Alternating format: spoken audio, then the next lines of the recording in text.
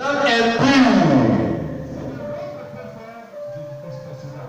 Donc c'est l'homme lui-même qui sera impur. Qui donc? C'est vous? On ne va pas.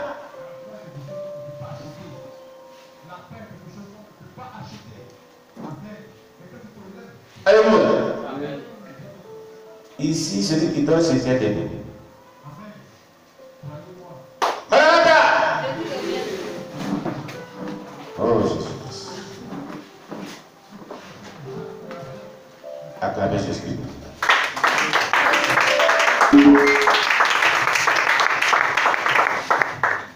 Alléluia. Dieu dit aux Juifs, car je suis l'Éternel qui vous ai fait monter du pays d'Égypte pour être votre Dieu. Pourquoi Dieu les a fait monter du pays d'Égypte? Pour qu'ils soient leur Dieu. L'Égypte symbolise le monde païen. En d'autres termes, il est en train de dire, je vous ai fait convertir, disons, du monde païen à la vie chrétienne. Voilà ce qu'il est en train de dire. Pour un but, pour que l'Éternel lui seul soit notre Dieu. Parce que dans le monde païen, il y a plusieurs dieux. En Égypte, ils avaient plusieurs dieux. Ils avaient un Dieu principal, le Dieu du soleil. Ils avaient leur Dieu. Donc Dieu nous a amené de la vie païenne à la vie chrétienne pour qu'il soit notre Dieu unique. Seul le véritable Dieu. Amen. Et il dit, et pour vous, et pour que vous soyez saints. Il y a deux objectifs pour lesquels Dieu nous amène à la chrétienté. Pourquoi on le prend comme un véritable Dieu qu'on a adoré seul, mais pour que nous soyons saints. Selon ce texte biblique. Pour que nous soyons saints. Un peuple saint. Tu comprends? Dieu ne t'a pas amené à la conversion de la vie païenne à la vie chrétienne. Peut-être qu'il transforme encore le comportement païen encore dans la chrétienté. Tu comprends? Et le comportement païen là, tu l'envoies dans la chrétienté. Mais en quoi tu es chrétien? Ça veut dire que tu es chrétien, mais tu es païen. Est-ce que tu es vraiment chrétien?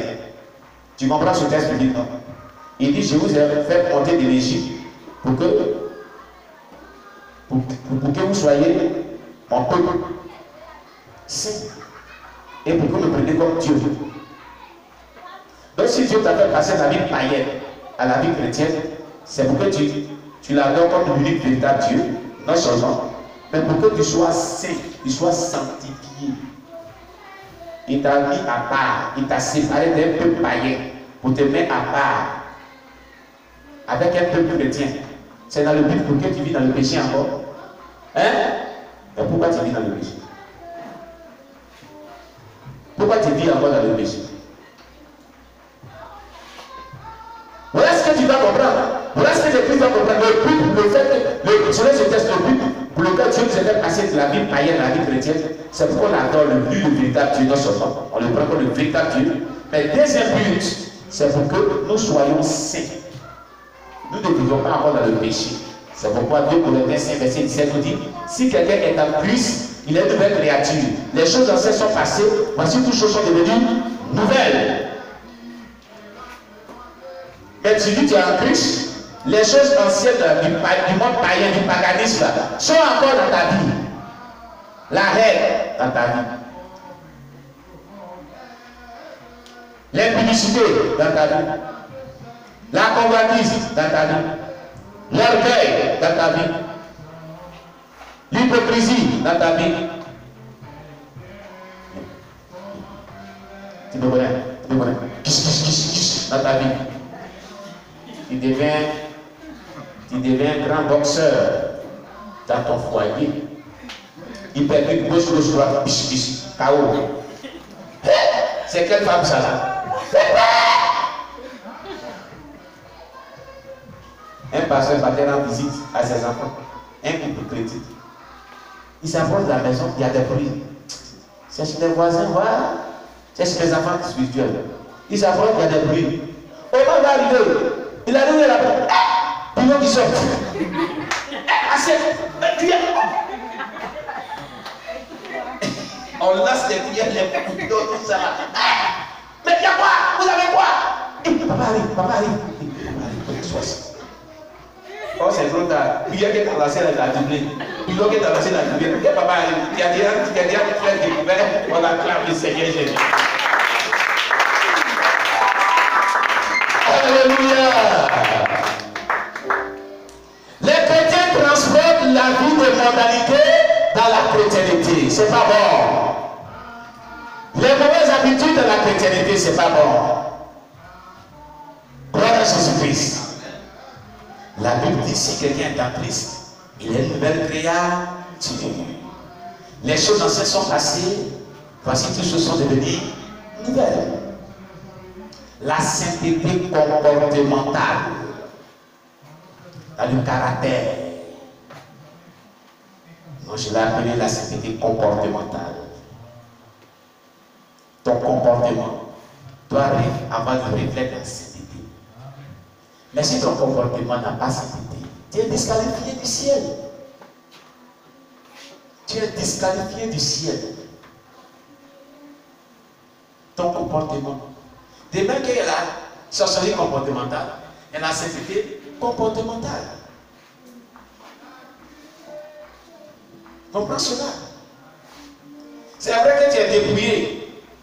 Si tu veux porter une robe qui parlait toute la vie de Gagnon quand tu parles. Ça parlait. Robe là, tu as sanctifié le corps jusqu'à ça sanctifie le sol de Gagnon. Toutes les théories là, ça parlait sur ma vie. On dit oui, la soeur s'était passée par là. Hein? Mais son comportement n'est pas sain aussi quelque part. On va voir avec tout ça. Hein?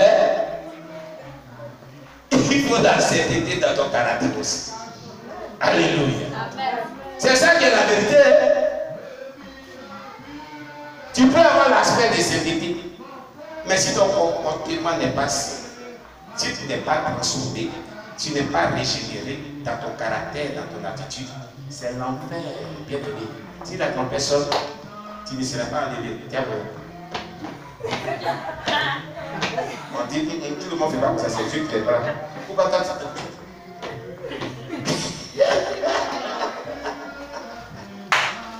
Eh, Jésus-Christ! Tes camarades, ils ne sautent pas. Dieu les prend quand ils sautent. C'est qu'il y a quelque chose qui ne va pas. Trompette à sonner, tu es resté. Et puis tu vas. On dit, ça ne marche pas. On ne saute pas, on ne force pas. Tu viens, il prend. Pourquoi toi tu forces? On ne t'a pas appelé. On ne t'a même pas coupé. Alléluia! Alléluia!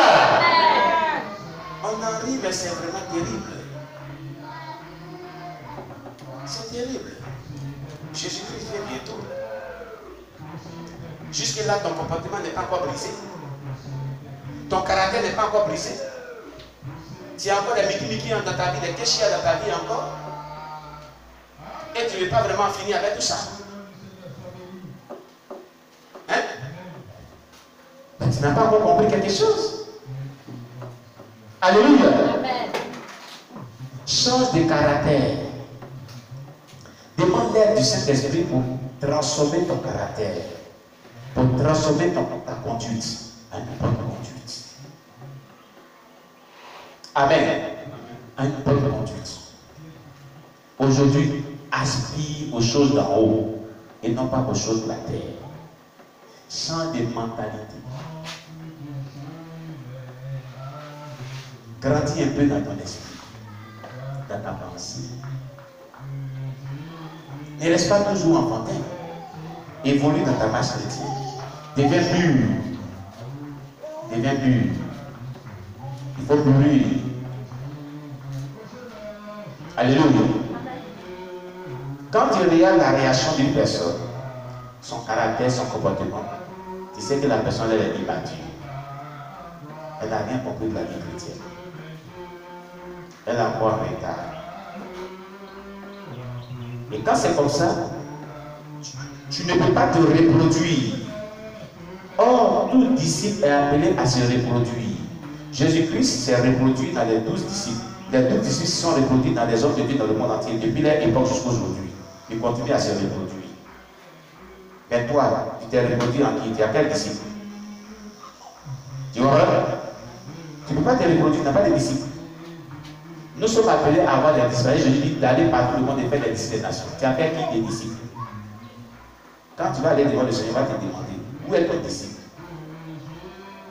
Qui t'a formé comme disciple? Je vous ai donné l'ordre d'aller partout le monde et faire des disciples des nations. Qu'est-ce que tu as fait? Tu as passé toutes ces années-là, tu les as gérés comment? Tu as eu combien de disciples qui ont fait comme eux? Ça nous attend là-bas. Nous tous. On va répondre bien à cette question. Mais tu sais pourquoi tu n'arrives pas à faire les disciples des nations? Parce que toi-là, tu n'es pas régénéré. C'est que tu prêches aux gens là. Les gens, le ciel, faut savoir qu'il faut citer. Et j'ai aimé Marina.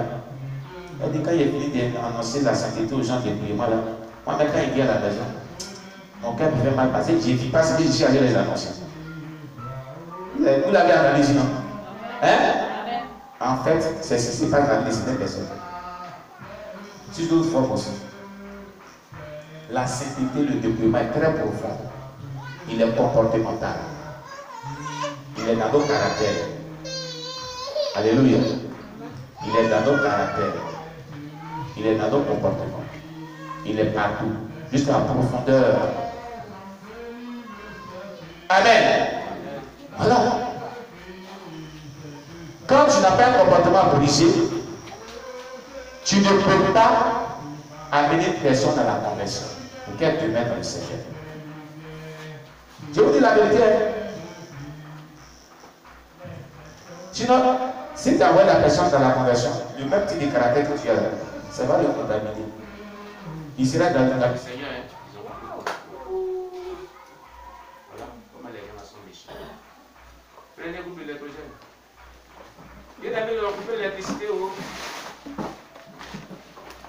Pas de l'autre côté, couper l'électricité. Gagnez-moi, hein. Sauf lui la lune, le phare, plus c'est retransmission, on va le stopper.